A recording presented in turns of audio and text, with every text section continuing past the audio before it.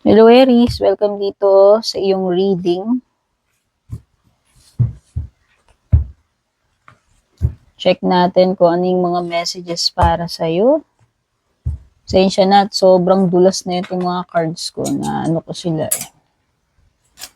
Mahirap kasi madulas. Ayan. So this time ang gagamitin ko ay oracle cards. Pero try ko makapaglagay ako ng tarot cards. Okay. Ito yung message sa'yo na una. Aries, don't channel messages when you're hangry. Baka daw galit ka lang kasi. Okay? Ibig sabihin, palipasin mo na lang muna. Siguro yung anger mo, better not to talk yun. Better not to talk while galit ka pa. Kasi minsan meron tayong mga nasasabi, pag galit tayo, tapos i-regret natin. Okay? Ano pa?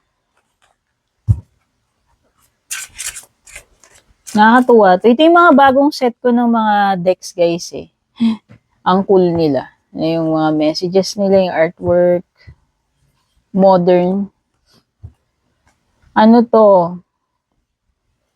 Sabi dito, stop mistaking static for signals. Your anxiety isn't intuition, it's bad Wi-Fi.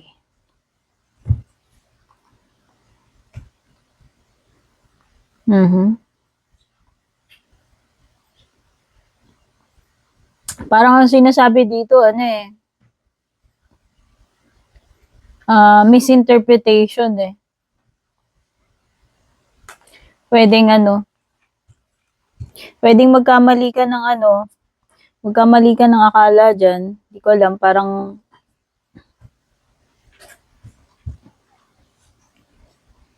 minsan mahina rin yung signal natin. Parang yun yung intindi ko rito eh.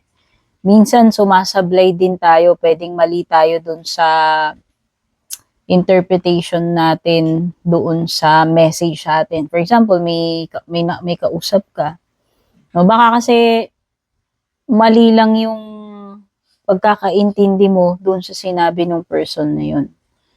Or doon sa message niya sa'yo, sa chat niya, sa text niya.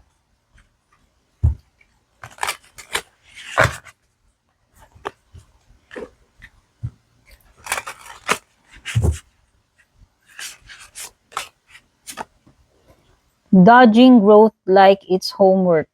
Healing opportunity. Fear of change. Oo. Self-sabotage yan. Aries. So, parang ang sinasabi niyang card mo niyan, it's either takot ka na mag-step out of your comfort zone. Kaya nadidelay yung healing mo. Nadidelay yung progress, yung growth. Kasi nga, ikaw mismo yung nagdadodge ng mga opportunities mo dyan. Whether sa healing yan, sa personal growth mo. Kasi nga, pwedeng, takot ka na mag-leave ng comfort zone or takot ka na tanggapin yung mga changes.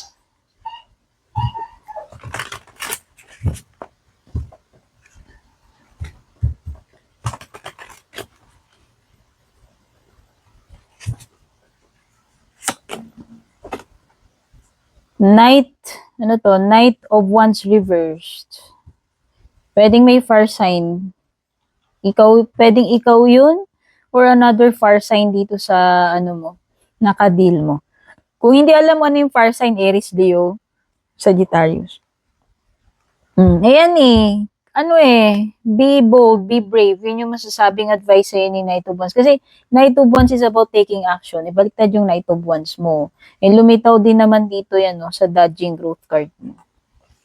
So, ikaw lang yung nagsa-self-sabotage instead na